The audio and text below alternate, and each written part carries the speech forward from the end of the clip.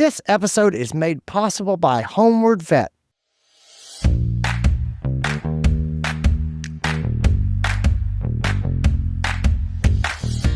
Welcome, everybody, to the Cone of Shame Veterinary Podcast. I am your host, Dr. Andy Rourke. Guys, I got a great one today on forging your own path. It's all about autonomy in vet medicine. It's about making your career what you want it to be. I am talking to Dr. Ginger Templeton, who has been a mobile general practitioner, and now she is not only the Chief Operations Officer for MOVES, which is the mobile veterinary specialty service that a lot of specialists use when they go from practice to practice and work there. She is also the Chief Operations Officer at HomewardVet, which is taking that model to the general practitioner. We talk about lessons that she learned on her own, and we talk about how she's using what she learned along with the team at HomewardVet to bring that over to general practitioners and kind of what that looks like and what does it look like to support mobile veterinarians. And the truth is, it depends on the individual and what they want and what their phase of career is. And we get into some examples. Anyway, it's a really interesting conversation. If you have ever thought about like, hey, I'm thinking about having more control in my life and the way that I practice, or you think I might like to be a mobile practitioner, I think this is a great episode just to make you think about what life would be like and really what's sort of important in our careers. So guys, without further ado, let's get into this episode. This is your show. We're glad you're here. We want to help you in your veterinary career. Welcome to the Cone of Shame with Dr. Andy Rourke. Welcome to the podcast, Dr. Ginger Templeton. Thank you for being here. Thank you for having me. It is my pleasure. I am so excited to have you on here for a couple reasons. Actually, I have two reasons that are kind of butting heads that I'm excited to talk to you about. Well, so let me just introduce you to the crowd. For those who do not know you, you are a veterinarian. You were in practice for about 15 years until fairly recently, you became the Chief Operations Officer at MOVES, which is the mobile veterinary specialty service. And so we have a MOVES here in Greenville, and they are lovely to work with. And you were also, because you have, you're a glutton for punishment, you're the Chief Operating Officer at HomewardVet, which we'll talk a little bit about here coming up soon. But you are kind of a guru in how mobile veterinary medicine works, if you think of it that way. And so that's who you are. I'm excited to talk to you for two things. Number one, I have this belief that the future of vet medicine is fragmentation. And what I mean when I say that is people will say, oh, vet medicine is going this way and this is what it's going to be like. I don't think that's true. I think the future is there are going to be so many different opportunities for veterinarians to do different things in the way that they want to do it. I think it's sort of scary because there's not this is what it means when you become a vet. But I think it's wonderful in that the opportunities to have the career you want are going to be just massive. And whenever I sort of see how you guys are operating stuff, that inspires me to say, yep, there's what I'm talking about. That's fragmentation. Yeah. The other thing is a bit of a wellness slant. So I did an interview with Dr. Nathan Peterson recently, and he is a criticalist.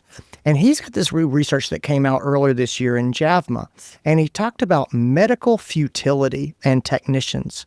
And so the research was basically, if you have a technicians and they feel like they are doing medically futile work, meaning they're doing things, but they don't think this is helping or it's working, it has a huge impact on their wellness and their well-being.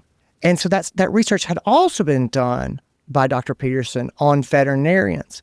And he said that what he thought was one of the big differences between techs and vets is the doctors have more autonomy than the technicians do. And he really talked about being put into a position where you don't have autonomy, where you're following this defined path, especially if it's not a path that's working for you, seems to have a much greater impact than if you have the ability to sort of choose your own path. And you and I had talked before a little bit, and you have some pretty strong feelings on autonomy in veterinary medicine in general. So those are the two reasons. So I've said a lot here on your behalf. Let me step back for a second and say, futures fragmentation, importance of autonomy, kind of how do you look at those things when you look at the profession?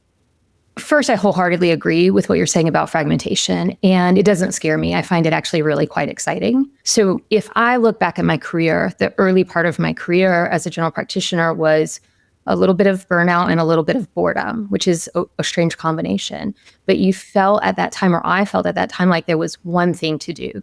be a practitioner. And maybe that was a general practitioner, maybe that was a specialist, but it didn't seem that there were many options other than that. That's not how my brain works. My brain is busy. I want to do all the things and wear all the hats.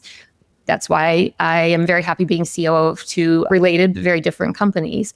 And my career really took off. And when I say took off, I don't mean in an external successful way, but I mean in a fulfilling, enjoyable way.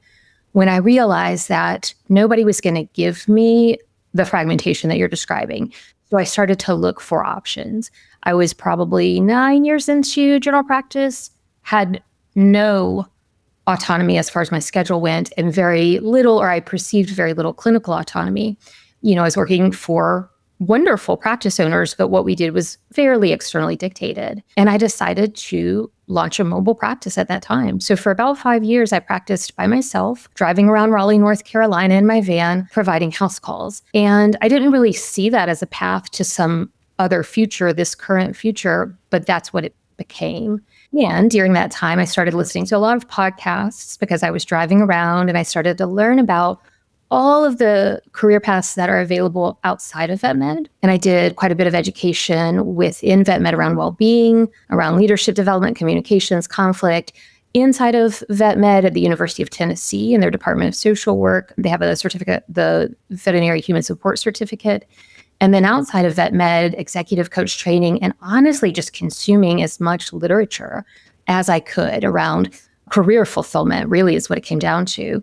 And one thing led to the next, and I began coaching and consulting and ultimately ended up at MOVES full-time, working with specialists. I'm not a specialist, and I'm very humbled to be able to work with these really brilliant mobile specialists, trying to think about what is it to be a specialist in veterinary medicine and not live that linear path that we were kind of talking about earlier for GP, where you are only able to be in the brick and mortar environment. And so at MOVES, we provide this alternative option. And fragmentation sounds kind of negative, but I think that if we think about triangulation, we think about kind of going back and forth across our options and landing on that option that really works for me as an individual at this point in my life, at this point in my career, that's exciting to have available. And so MOVES has in a way solved one issue for specialists.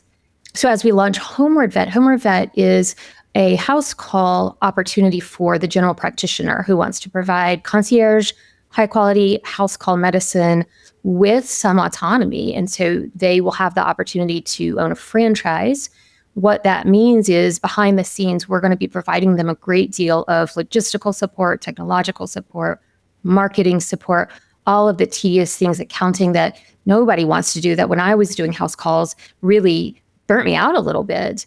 And we're going to allow them the opportunity to have as much autonomy clinically, schedule-wise, as they choose, as they want to have. And I think for the general practitioner, because we've perfected this over on the MOVES side, hopefully it'll be a much smoother process and very empowering and a positive experience for those who want to provide house calls. When you were starting your mobile practice and you were getting going in and you did this for 5 years, did you have a model that you were using, or did you kind of have to make this up on your own? I'm just curious, did you have sort of mentors who took you out in this direction, or were you learning largely by trial and error? Yes and no. So I would say that I'm in Raleigh, North Carolina. We are very lucky to have a large group of house call veterinarians. And most of the veterinarians in this community who are providing house calls see that, there is plenty of room for new people. So there were some individuals who were willing to email with me, share some ideas with me. But at the same time, when I very first thought of doing this, I had a vision for what I wanted. I wanted to be able to spend time communicating with my clients, teaching my clients, really delving into those more difficult cases with them so that they would understand, and then empowering them to make the decisions that they wanted to make. And so while I looked around at other house call providers and saw some things that I wanted to do, I knew there was a very specific way that I wanted to approach this. So I did a little bit of learning from others and a little bit of building my own thing. I will also say that, we're really lucky in vet med to have some lovely individuals in the pharmaceutical space and in the laboratory space. And so I had an IDEXX rep who took me out to lunch, talked me through so much more than just, how to order labs and how to get labs picked up at my house. Really helped me think about how I might launch this service, and some other reps as well who were in a way mentors for me. So you had that experience by yourself, and then you went and you were working at MOVES, and so you're working with mobile specialists and things like that.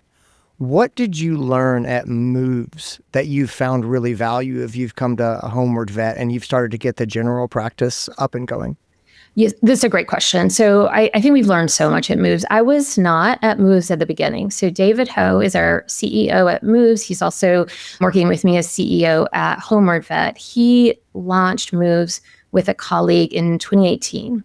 And at that time, really, they had a very simple vision, which was to kind of scale this concept of specialty medicine in the general practice. They saw David's wife, Dr. Lori Ho, has a very lovely practice in Davidson, North Carolina. She was partnering with a mobile surgeon, and they realized that while this mobile surgeon seemed to enjoy being his own boss, there were probably others out there who would want a little more support.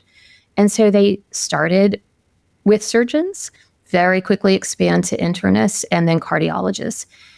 When I came on board at MOVES, it was about 5 years old. And so there had been growing pains. And we realized that these specialists are as, varied as anybody. Some are going to want quite a bit of control, quite a bit of say, decision-making in what they have on hand as far as equipment and supplies. And some are going to want us to make the decisions for them. And I think that's true across vet med. I don't think that that's unique to specialists. I think that we see that with general practitioners. We see that with our technicians. And so as leaders, and this is true outside of house calls, Andy, if you're leading a practice, if you're leading a corporation, you have to be able to flex to the needs of the team that you have and the stage that they're at. And then you have to be able to evolve as they evolve. So if you have an early career vet who wants a little bit of autonomy now, 2 years from now, you might have to pivot and give them more. And so we've learned this at MOVES. And that means taking time to come back to discussions and not to just assume everything is going okay. So if we decide something now for your mobile practice, a year from now, 2 years from now, I need to ask that question again. Is this still working? I also need to create psychological safety. So you're going to come to me before it becomes a problem and say, hey, I changed my mind. Hey, I want to do this a little differently. Autonomy is not abandonment. So I think that it's really tempting for us as leaders to say, we're going to give you the clinician autonomy and really mean like I'm washing my hands of this. Yeah, sometimes you're given autonomy and that means that they're going on vacation. It's abandonment, right? It's not autonomy. And so we want to find that sweet spot of a little bit of giving you a little bit or a lot of control, how much you want and how much you're ready for, and then being there to do all the parts that you don't want to do. And I'm going to say at HomewardVet, we're really lucky to have a sort of secret weapon. We have a certified veterinary practice manager on our team, Addie Blair, who's been managing practices both in person and remote for over a decade now. And having individuals like her who are able to really tailor to the particular clinician, the particular individual, and support behind the scenes what needs to be, but not overstep. Well, talk to me a little bit more about that. So I think this idea of autonomy of vets at different stages and phases, and then probably also personalities, is really real. Like there are vets like myself, like I chafe pretty fast. I have a lot of big ideas and I have things I get excited about. And so that sort of autonomy is important to me. And I have my wife, who I love to pieces, and she's not a veterinarian, but she is a process person. She wants to know what the rules are, what's the structure, what is the process. And we have a great marriage because we complement each other. And so there is that. When you're looking at a company like HomewardVet and you've got these different people, and again, the autonomy that I want now is different than the autonomy I wanted in my first year as a veterinarian when I was still figuring things out. And so, yeah, talk to me a little bit about how you turn those dials in autonomy and like what that looks like for different people. Sure. I love this question. So I will say this is something that we've really gotten better and better and better at over the years at MOVES. And what I've realized is that, as I'm working with somebody, I need to look at their personality. I need to, have that social awareness and pay attention to what they're saying, but also what cues they're sending me. And then be willing to ask them, do you want me to make this decision for you? Do you want me to take this off of your plate? That type of thing. Again, we've really attempted to dial this in at Moves. I want to back up and say I did a fair amount of work with Addie Reinhardt over at MentorVet in the early days of MentorVet, and got to work with a number of early career veterinarians. And while at Moves, we're hiring specialists who've gone through board certification and usually have practiced for several years or kind of past that early career phase. At HomewardVet, and also when I've been in brick and mortar GP, working with the early career vet is something that I think we need to be sensitive to and realize that oftentimes these individuals are highly driven, ready for some autonomy, sometimes more autonomy than we might think. But a lot of that is going to come down to what is their personality, what is their stress level. If they're more stressed, they're probably going to want less control, right? And so we need to look at those two things and then just be willing to have the conversation with them. Is this too much? Is this not enough? Is it clinical autonomy that you want, or do you want to have some involvement in management, in leadership, in business decision making?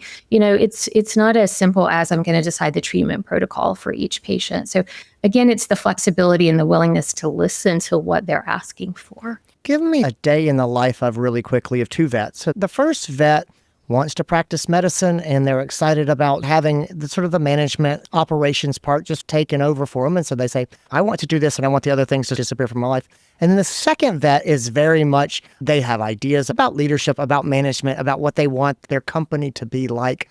What is the interaction like for those two vets? Like, how is their day different? So I'm actually thinking of two individuals as we talk about this, if I'm being quite honest. And one is an individual who early in our relationship, I noticed would often say things or ask questions that let me know they were worried about being in trouble. And in my world as a leader, it takes a lot for you to be in trouble, right? I don't really see the world in that way. And yet I recognize this person, this highly accomplished, driven individual, was very concerned that if I popped into Slack or if I, texted and said, hey, are you doing this for a reason? The reply indicated that maybe they were a little worried. Maybe they were a little worried I was mad or telling them they were doing it wrong without saying it. The other thing to know about me as a leader is if you're doing something that needs to be different, I'm going to let you know that. It's not going to be a guessing game, but we haven't worked together long enough. So for that individual, very quickly, I noticed that she liked quite a bit of structure. She really liked it spelled out. So what do I want up front? If I'm waiting to respond when something's going a little bit wrong, then, I've missed my mark with her. So if we're thinking about her day, driving, around her market, I'm going to say, here's how we're going to set up your day. We're going to give you 4 appointments today. They're going to be about 90 minutes each. You're going to have this drive time. The reason we're going to do it this way is because look at the traffic here. It's going to make the most sense for you. I'm going to have you try to see a couple of patients within each of those stops. This is a specialist, so she's going into, a brick and mortar primary care environment. And if this is your goal for your service, and we want to define what their goals are and define what our organizational goals for them are, then it will be ideal if you see this many cases, if you have your records done at the end of this case, that sort of thing, right? I'm really going to spell it out for her. For another team member, they have their own goals. They have their own vision about how they want to drive during the day. They don't really need a lot of input from me. And so for that individual, we're still going to meet on a regular basis. We're still going to define what their goals are. And I'm still going to let them know what the organization's needs from them are. And then I'm going to say, how do you want to get there? And it may be that that's an open conversation in that call. Oftentimes it's emailing back and forth, right? And so when we think about the schedule is such an easy place to look at this. That individual may say, you know what, I'm going to do a 2-hour appointment. I'm going to fit 4 or 5 patients into that. Here's how I'm going to do it. If we can get the technology, the app that we use to adjust in this way, that would be great. The other doctor doesn't want to think about that. She doesn't need to think about that. For HomewardVet, when we look at mobile house calls, one of the big pain points for the general practitioner doing a house call is getting those cases on the schedule, talking to the client, getting it booked. So at HomewardVet, we have a team who will take care of that, and we have technology that will take care of that. But between those two different individuals, the more autonomous, the more, independent one, if you will, and the one who wants more structure, we're going to say, do you want to talk to this client? Is it something that you even want us to take off of your plate? There are going to be some house call veterinarians who really want to have that conversation before they see that pet. They're going to want to understand what they're walking into in that house, And again, it's really about asking. Now, as far as the practice of medicine goes, Addie, I mentioned earlier, has years of experience as a practice manager. I have years experience as a veterinarian and some other veterinarians on my team. And so our vision is not to come in and say, here is how you need to treat your patients. We really are going to anticipate our doctors being able to do that. However, again, some of those veterinarians are going to want to have a person to come to and say, hey, do you think this is a good plan? Hey, do you think in a house call setting, I should be seeing this type of appointment, right? Because in a house call setting, not every case should be seen there. Some should go to brick and mortar. And so really being flexible and being willing to answer those questions, be available for that if they want it, but not forcing it and requiring it. So Ginger, when you think about these two vets and you sort of paint this really kind of a neat picture about how they kind of make their days what they want them to be. And then you think back to when you started out and you were working by yourself early on. What are the pain points that you experienced in your career that you are happy to see sort of removed now at HomewardVet or at MOVES in how your doctors get to work? Absolutely. So when I was beginning my house call practice, I assumed that I would take a long time to get to full capacity. And I was saying yes to everything. And I really felt like I had to say yes to every client, every case I could. I was driving all over Raleigh. It was not efficient. I also didn't really feel comfortable making decisions around technology. So I would trial a couple of, pieces of software, and then I kind of throw my hands up and pick one, right? Yeah. And kind of the same thing with salespeople. There were some who were very helpful. There were others that, I did feel pressure and I felt uncomfortable with. And so those situations were the things where I felt really quite lonely. And, I didn't have somebody to kind of lean on and have support around. Additionally, I mentioned earlier that I didn't have the best boundaries in place. And because I didn't have a team that was a buffer, I found myself agreeing to see cases. At times I probably would have liked to have said no. I found myself feeling like I should do things, right? Should work in cases and things of that nature. So when I started to think about HomewardVet and think about starting a general practitioner off on the right foot, I realized if we can solve the technology for them, have great software, not only their PIMS, but also their transcription software, their AI scribe ready to go. If we could have in place the conversations with the sales teams, negotiate discounts so they don't have to think about doing that. They don't have to worry, am I getting the best price? If we could deal with the accounting side, if we could also help them know from day one, we not only think it's okay to have boundaries, we're going to help them set those boundaries, and we're going to help be those guardrails for them. I think for me, if I had even a little bit of that as an early mobile house call vet, I would probably still be doing it if I'm honest. Outstanding. Well, Ginger, thank you so much for being here. I really appreciate it. Where can people find you online? Where can they learn more about HomewardVet? Absolutely. So homewardvet.com is the website. So anybody who's interested in possibly opening a franchise, partnering with us for house calls, they can also find us on all social media. So Facebook, we're HomewardVet. Instagram, we're HomewardVet. If we have specialists listening who are interested in moves, they can look for us at Mobile Veterinary Specialists is the best way to find us on social media. Outstanding. Thank you so much for being here. Guys, thanks for tuning in, everybody. Take care of yourselves, gang. We'll talk to you later on. And that's what I got, guys. I hope you enjoyed it. I hope you got something out of it. Thanks again to Ginger for being here. Guys, if you're going to be at VMX in January, HomewardVet will be there. Go and say hi. And just, they're such a great team. I love getting to work with them. Gang, take care of yourselves, everybody. I'll talk to you later on.